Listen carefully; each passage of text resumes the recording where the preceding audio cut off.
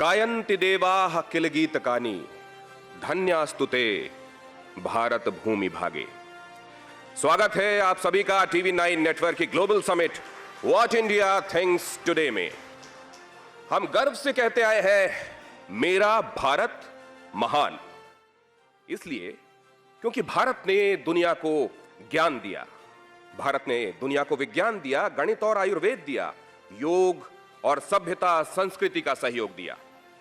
आज तकनीक, आधुनिकता और अर्थव्यवस्था के दौर में भी भारत सबसे तेजी के साथ दौड़ रहा है। इस वैश्विक मंच से अगले 2 दिन संवाद का एक सार्थक सिलसिला शुरू होने जा रहा है। देश और दुनिया की 75 बड़ी हस्तियों के साथ हम आजाद भारत के 75वें साल का जश्न भी मना रहे हैं। ये पूछने और दुनिया को बताने जा रहे हैं कि नया भारत क्या सोचता है, व्हाट इंडिया थिंक्स टुडे।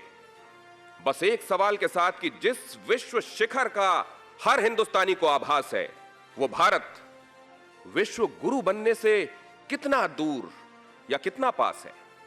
संवाद के इस सबसे बड़े मेले की औपचारिक शुरुआत के लिए मैं मंच पर बुलाना चाहूंगा TV9 नेटवर्क के CEO मिस्टर बरुण दास को।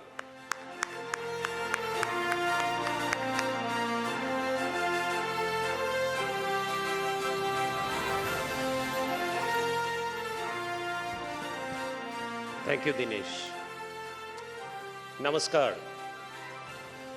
Honorable Union Minister Sri Nitin Gadkari ji, esteemed speakers, distinguished guests, ladies and gentlemen, welcome to the inaugural edition of TV9 What India Thinks Today Global Summit. I thank each one of you present here and our viewers watching it at home for your continuous support and making TV9 Group the #1 news network of our country. Over the next 2 days, we'll listen to ideas and experiences of 75 speakers on policies, governance, strategy, vision, as well as challenges. Besides a galaxy of honorable cabinet ministers, state chief ministers, business leaders, newsmakers, we would also host 2 former global state leaders, David Cameron and Hamid Karzai.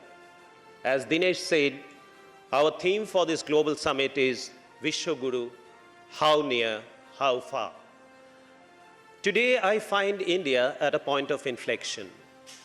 On one hand, as a nation, we have started dreaming and acting like a true leader.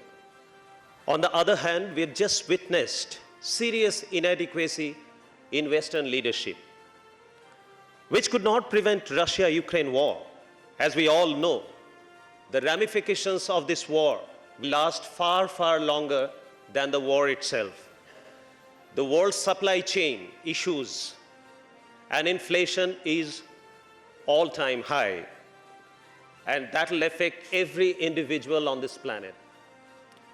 Looking at these 2 parallel developments, I'm constantly reminded of Bengali poet Atul Prasad Sen's century-old desire. India will once again rise to the pinnacle of the world.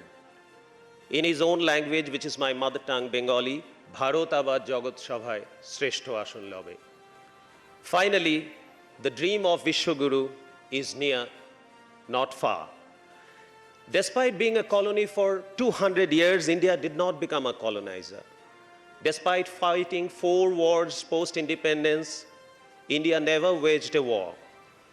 Despite hostile neighbors, India's rise to the global high table has been peaceful, unlike all others' rises in the global arena in modern time.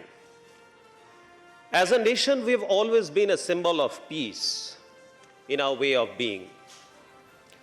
But amongst many recent transformations, the most formidable is that we now have decided to reciprocate when needed. First came the surgical strike, then the Balakot airstrike called out Pakistan's nuclear bluff.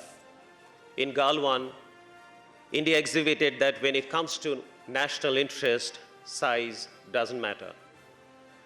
India becoming a superpower on the foundation of peace is thus not a question of if, but when. And I believe, ladies and gentlemen, we are near, not far.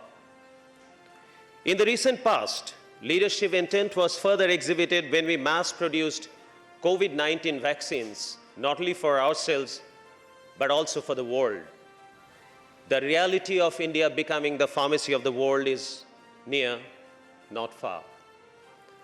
Beyond our boundaries, Prime Minister Narendra Modi has not only rallied the global diaspora to come forward and wear the India badge proudly, he has also surely and firmly built brand India stronger than ever before. It stands on the legs of Atmanirbhar Bharat. India is the 6th largest economy in the world, racing to get into the league of top 5. We are the only major economy which outperformed pre-pandemic growth levels. Our dream is to get to $5 trillion economy, and I believe we are near, not far.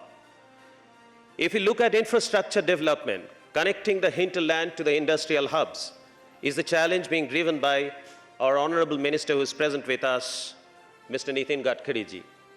This year, sir, you have allocated over $200 billion for road infrastructure, 22 green expressways, and you have promised us that by 2024, India's infrastructure will be comparable to that of the US. 2024, ladies and gentlemen, near, not far.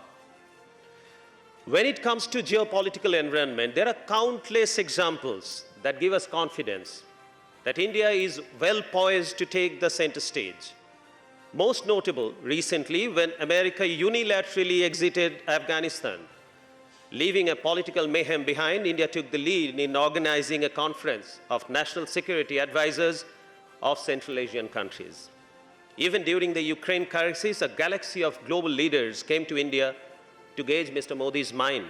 But India stood firm with its bold policy of strategic autonomy, to which I agree, as Mr. Jaishankar very proudly said, to hold your ground is not the same as sitting on the fence. Our stance was loud and clear. I quote him again, Europe's problem is not the world's problem. We are not sitting on the fence. We acted as per our national interest. Operation Ganga, no Indian left behind. I believe that this is Indian century. Opportunity doesn't knock the door twice. As India takes a giant leap forward, it is time for each one of us to act with ownership and risk and accountability. As a nation, we must seize the opportunity with both hands. Our goals are near, not far. I'll end this and let the summit take off. Let us discover what India indeed thinks today. Thank you very much.